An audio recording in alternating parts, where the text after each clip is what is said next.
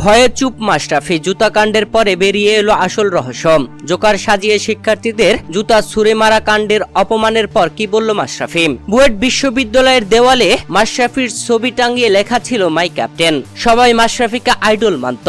সততা নিয়ে নেতৃত্ব দিয়ে যাচ্ছিলেন নড়াইল এক্সপ্রেস মাশরাফি।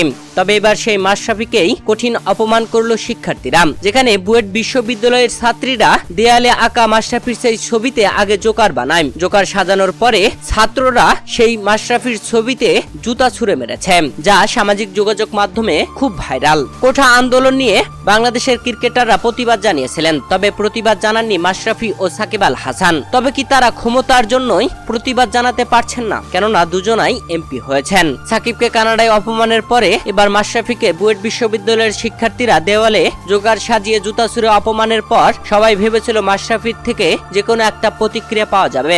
তবে এখনো মাশরাফি কোনো প্রতিক্রিয়াই দেননি, কোনো কিছুই বলেননি। তবে কি তারা ক্ষমতার জন্যই চুপ থেকেছেন? বিষয়টি আপনি কিভাবে দেখছেন কমেন্ট বক্সে জানিয়ে দিন।